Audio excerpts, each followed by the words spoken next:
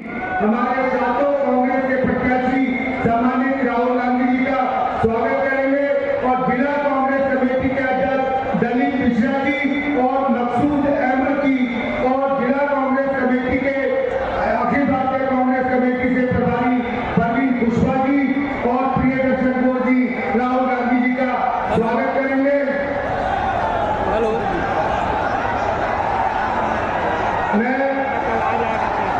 अरे तो मेरे मोबाइल में तो आएगा भाई, मोबाइल में तो मैं रविंद्र सिंह जी से अनुरोध करूंगा जो हमारे मैनिफेस्टो कमेटी के अध्यक्ष हैं वो अपने उसको कंटिन्यू रखें और इसके बाद आगे भाषण चलें।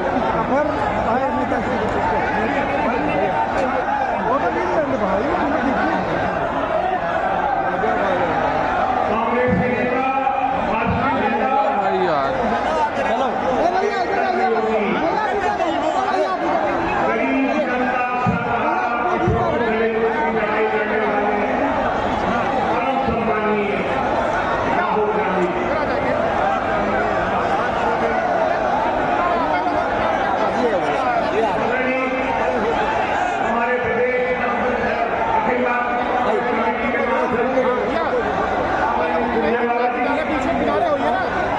कहाँ हो जाए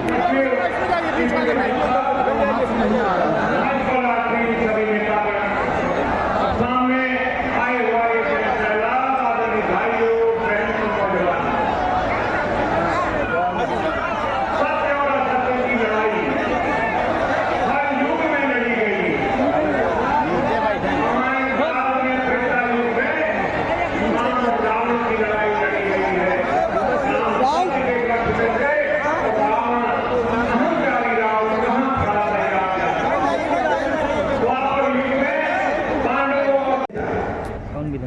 जीएसटी देश की गरीब जनता देती है।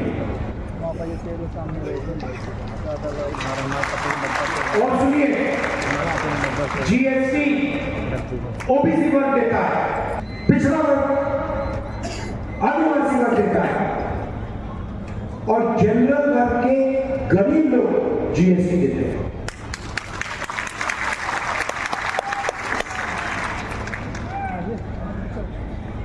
तो बीजेपी से जीएसटी लेती है गरीबों से और बैंक का पूरा पैसा 3-4 उद्योगपतियों को पकड़ा देता है। अदानी, अंबानी, वो 4-5 लोग। अब मैं आपसे पूछता हूं, 2 तरीके की सरकार होती है। एक सरकार होती है जो गरीबों के जेब में पैसा डालती है। अब देखिए, कांग्रेस पार्टी ने मनरेगा दिया। मनरेगा गरीबों के जेब में पैसा है, अमीरों के जेब में पैसा है। भोजन का अधिकार गरीबों के जेब में, अमीरों के जेब में। नोटबंदी, जीएसटी, काले जो कानून लाए थे नरेंद्र मोदी किसान के खिलाफ, अमीरों के जेब में पैसा, गरीबों के जेब में पैसा। ये फर्क है। तो मध्य प्रदेश में क्या हुआ है? मध्य प्रदेश की जो नींव थी, जो फाउंडेशन था, जैसे किसी भी इमारत में नींव होती है, उस नींव को बीजेपी ने उखाड़ के फेंक दिया, उठा के फेंक दिया, रब कर दिया। नींव कौन है? नींव किसान है, नींव मजदूर है, नींव बेरोजगार युवा है, छोटे दुकानदार है, स्मॉल और मीडियम बिजनेस जो चलाते हुए हैं। और इन सबको पिछले 15 साल यहां पे बीजेपी ने खत्म कर दिया। छोटा सा आपको उदाहरण देना चाहता हूं। पास में छत्तीसगढ़, कुछ दिन पहले कैंपेन में मैं 10-15 किसानों से मिला। और मैंने एक किसान से सवाल पूछा, मैंने पूछा भैया एक बात बताओ, आपकी जमीन पास में थी, मैंने कहा भैया बताओ कि आपकी जो जमीन है इसका रेट क्या है? मैं हैरान हो गया। किसान मुझे कहता है राहुल जी मुझे रेट नहीं मालूम। मैंने कहा भाई तुम्हें रेट नहीं मालूम? तुम्हें रेट क्यों नहीं मालूम? अपनी जमीन की रेट क्यों नहीं मालूम? कहता है राहुल जी मैं तो उसको कभी बेचूंगा नहीं, मैं बेचना नहीं चाहता जमीन को। अगर मैं बेचना नहीं चाहता तो रेट का क्या मतलब? तो मैंने कहा बेचना भी नहीं चाहता। कहता है राहुल जी मुझे यहां पे धान के लिए 3,200 रुपए प्रति क्विंटल मिलता है। बीजेपी की सरकार कर्जे में जीता था, मालूम होता था कि कब आपको हत्या करने की जरूरत पड़ जाए। भाइयों और बहनों, मध्य प्रदेश में 18,000 किसानों ने आत्महत्या की है पिछले 18 साल। क्यों? क्योंकि बीजेपी सही रेट मिलता नहीं है, नहीं, कर्जा लेना पड़ता है, जमीन बेचनी पड़ती है। सही बात। छत्तीसगढ़ में किसान कहता है भैया हमें अपनी जमीन का दाम ही नहीं मालूम। वहां पे स्टेज में पिछले इलेक्शन में और यहां मैंने वायदा किया, छत्तीसगढ़ में मैंने कहा था कि देखिए धान का रेट 5 साल पहले की बात कर रहा हूं, धान का रेट 2,500 रुपए प्रति क्विंटल छत्तीसगढ़ के किसानों को गारंटी करके मिलेगा। पहला वायदा। दूसरा वायदा, छत्तीसगढ़ के किसान का कर्जा माफ होगा। तीसरा वायदा, हर महीने मजदूरों के बैंक अकाउंट में छत्तीसगढ़ की सरकार सीधा पैसा डालेगी। ये 3 वायदे किसानों मजदूरों को किए हुए और ये हमने पूरे कर दिए। अब हुआ क्या? नहीं, अब हुआ क्या? बीजेपी पैसा देते हैं अदानी जी को, बड़े बड़े कॉन्ट्रैक्टर्स को, अरबपतियों। जब बीजेपी की सरकार अदानी को पैसा देती है तो अदानी उस पैसे को कहां खर्च करता है? मध्य प्रदेश में खर्च करता है, आपके गांव में खर्च करता है, कस्बों में खर्च करता है, अमेरिका में जाके घर खरीदता है, जापान में जाके घर खरीदता है, दुबई में घर जाके खरीदता है, दिल्ली में जाके रेस्टोरेंट में खाना खाता है। तो आपका पैसा वही देख रहे हैं। आपके जेब से निकलता है, जीएसटी से निकलता है, अदानी जी की जेब में जाता है और बाकी दुनिया में चला जाता है। मोदी अडानी भाई भाई। और जब हम किसानों को पैसा देते हैं, मजदूरों को पैसा देते हैं, तो किसान क्या करता है? छोटे दुकानदार के यहां जाता है, गांव में, शहरों में और माल खरीदता है। जैसे ही किसान और मजदूर दुकान में जाकर माल खरीदते हैं, छोटे व्यापारी का बिजनेस चालू हो जाता है। मतलब जैसे मोटरसाइकिल का इंजन चालू होता है वैसे अर्थव्यवस्था चालू हो जाती है। तो आज मध्य प्रदेश में किसान डरा हुआ है, मजदूर डरा हुआ है, छोटा दुकानदार डरा हुआ है, छोटे व्यापारी डरे हुए हैं, क्योंकि आपकी जो अर्थव्यवस्था है उसका इंजन चालू नहीं है। और इस भाषण में आपको यह बताना चाहता हूं कि हमारा लक्ष्य जो हमने छत्तीसगढ़ के किसानों के लिए किया है वो हम मध्य प्रदेश के किसानों और मजदूरों को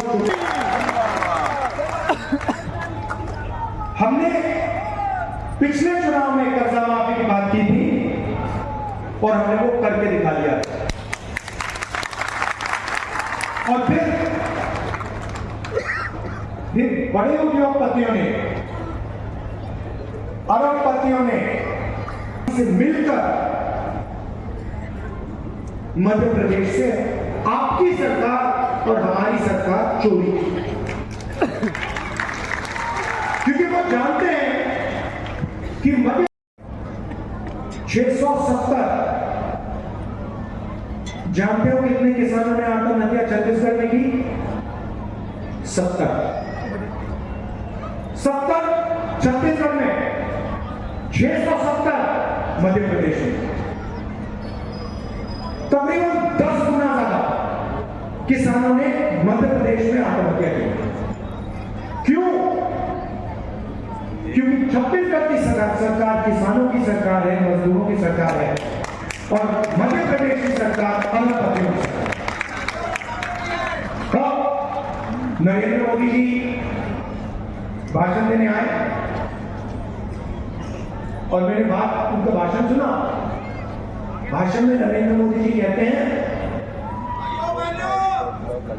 भाइयों और बहनों, कहते थे भाइयों और बहनों, मैं ओबीसी वर्ग का हूं। जहां भी जाते थे, मैं ओबीसी वर्ग का हूं, मैं ओबीसी वर्ग का हूं, मैं ओबीसी वर्ग का हूं। भैया 2 करोड़ रुपए का सूट पहनते हैं, क्या चाहिए? में जाते हैं, हजारों करोड़ के हवाई जहाज में जाते हैं, 2 करोड़ 3 करोड़ का सूट पहनते हैं, 200 हवाई जहाज। कहते हैं मैं ओबीसी हूं। हर भाषण में बोल बोलकर प्रधानमंत्री बन गए। भैया एक दिन में नरेंद्र मोदी, आपने कभी देखा 2 दिन में नरेंद्र मोदी ने एक सूट पहने? कभी देखा आपने? कभी देखा है? मेरी ये सफेद शर्ट चलती है, बस यही चलती है,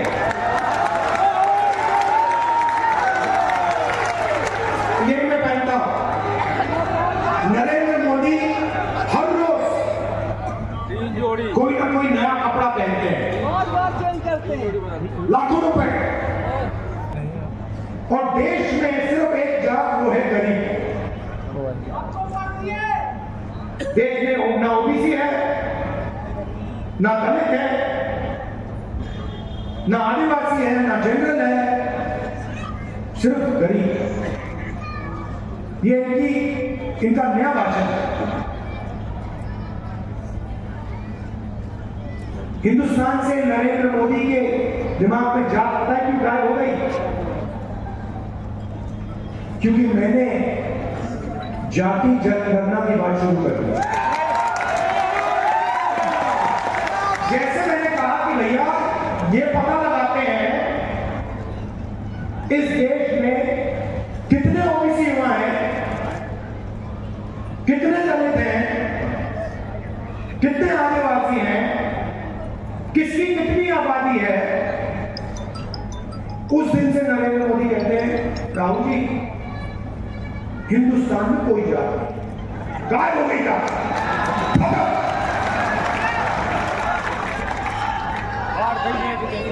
क्यों? क्योंकि वो ओबीसी युवाओं को, दलित युवाओं को, आदिवासी युवाओं को, जनरल युवाओं को देश की सच्चाई नहीं बताना चाहते।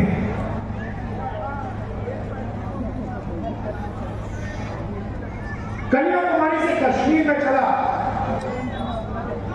मेरा एक्सपीरियंस है सबसे ज्यादा मुझे ओबीसी वर्ग के लोग मिले। जहां भी मैं गया सबसे ज्यादा ओबीसी वर्ग के लोग मिले।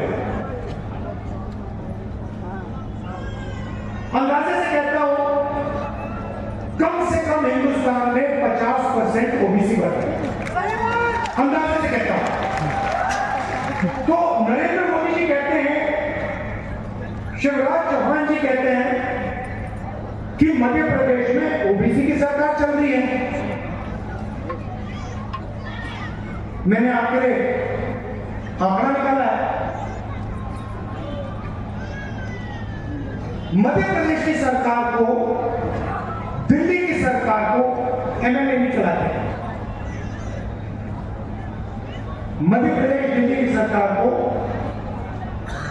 सरकारी अफसर चलाते हैं, आईएएस के लोग चलाते हैं। सही?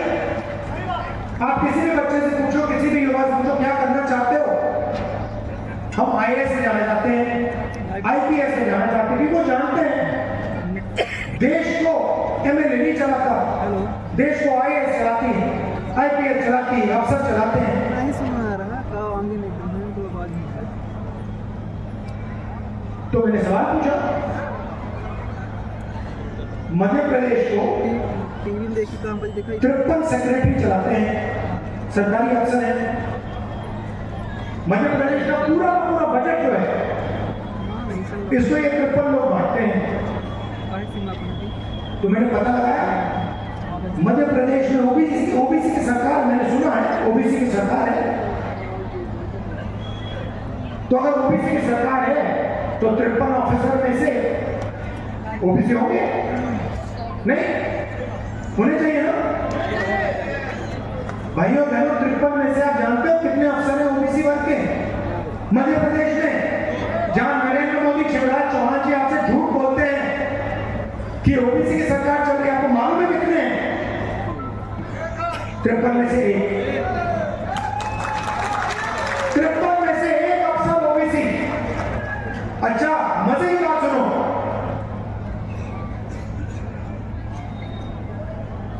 में से एक ओबीसी। अगर मध्य प्रदेश की का बजट 100 रुपए का है तो ओबीसी अफसर जो है वो सिर्फ 33 पैसे पर निर्णय लेता है। मतलब ओबीसी 50%,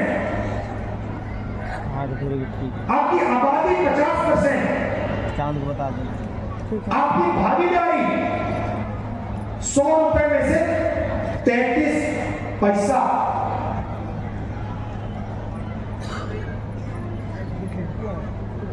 आबादी 50%, भागीदारी 100 रुपए में से 33 पैसा। फिर से सुन लो। और नरेंद्र मोदी जी और आपके चीफ मिनिस्टर कहते हैं मध्य प्रदेश में ओबीसी की सरकार। कैसी ओबीसी की सरकार है ये? कौन से ओबीसी की सरकार है? अगर बजट के सारे निर्णय 53 ऑप्शन है और बजट का 0.3% निर्णय ओबीसी ले रहे हैं तो ओबीसी की सरकार कैसे? आपको झूठ बोला जा रहा है। यहां कोई ओबीसी की सरकार नहीं है, यहां पे ओबीसी की कोई भागीदारी नहीं है।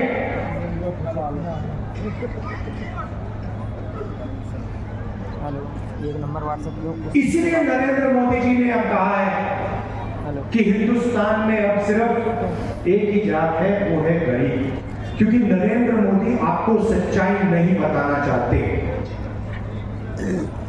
नरेंद्र मोदी हिंदुस्तान की सच्चाई ओबीसी वर्ग को नहीं बताना चाहते, और मैं हिंदुस्तान की सच्चाई ओबीसी वर्ग को बताना चाहता हूं।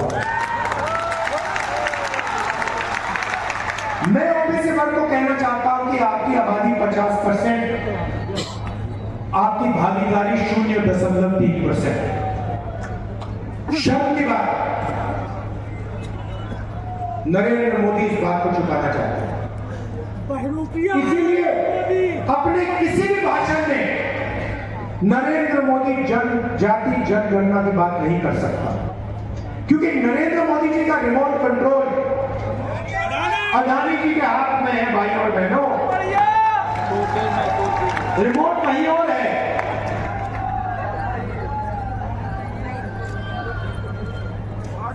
टीवी यहां आपके सामने, रिमोट कहीं और। सच्चाई तो जैसे ही मध्य प्रदेश की सरकार आएगी, हमारा पहला कदम जाति जनगणना सर्वे मध्य प्रदेश, और जैसे ही हमारी सरकार दिल्ली में आएगी, नेशनल जाति जनगणना कांग्रेस पार्टी करते हुए होगा क्या? बात समझिए, किसी को चोट लगती है, किसी को पैर में चोट लगती है, पहला काम आप अस्पताल जाते हो, पहला काम होता है भैया एक्सरे करिए। डॉक्टर कहता है जाके एक्सरे करो। एक्सरे के बाद पता लग जाता है कि काम टूटी हुई। जाति जनगणना देश का एक्सरे है। एक्सरे के बाद हर आदिवासी को, हर दलित को, हर ओबीसी को, हर जनरल कास्ट के युवा को पता लग जाएगा मेरी आबादी इस देश में कितनी है, मेरी भागीदारी कितनी होनी चाहिए। और फिर मध्य प्रदेश और देश का सच्चा विकास शुरू हो सके। जिस दिन तक जाति जनगणना नहीं होगी तब तक पिछड़ी जातियों को भागीदारी नहीं मिल सकती। ये सच्चाई है और ये क्रांतिकारी काम, इससे देश बदल जाए, करोड़ों लोगों की जिंदगी बदल जाए। मैं उदाहरण देता हूं छोटा सा, जिससे आप पूरी बात समझ जाएंगे। आधे घंटे बाद कन्याकुमारी से मैं कश्मीर चला, रास्ते में सभा चल रही है। मुझे हजारों किसान मिले।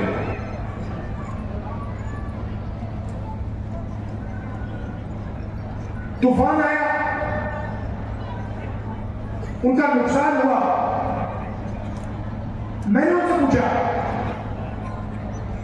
और मैं एक ही बात नहीं कर रहा हूं, मैं हजारों किसानों की बात कर रहा हूं। मैंने उनसे पूछा, भैया एक बात बताओ, ये जो फसल बीमा योजना है, जब आपके खेत में नुकसान हुआ, क्या इसका पैसा आपको मिला? हजारों किसानों ने मुझे कहा कि राहुल जी, जब नुकसान हुआ हम ईमेल करते रहे, फोन लगाते रहे, कुछ नहीं हुआ, पैसा गायब हो गया। हजारों किसानों। अब सुनिए होता क्या है, बीमा योजना का पैसा 35,000 करोड़ रुपए, हिंदुस्तान की सरकार ने 20,000 करोड़ रुपए दिए, स्टेट की सरकार ने 10,000 करोड़ रुपए दिए, किसानों ने तकरीबन 3-4 हजार करोड़ रुपए दिए। ये किसका पैसा है? ये गरीबों का पैसा है, जीएसटी से आया। आपने पेट्रोल खरीदा, जीएसटी भरी, किसान ने ट्रैक्टर खरीदा, जीएसटी भरी, फर्टिलाइजर खरीदा, जीएसटी भरी, जीएसटी से पैसा आया। जीएसटी से पैसा आया, सरकार ने पैसा बीमा योजना में डाला।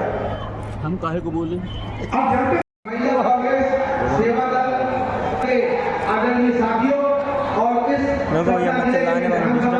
विधानसभा से आए हुए सभी सम्मानित नागरिकों, मैं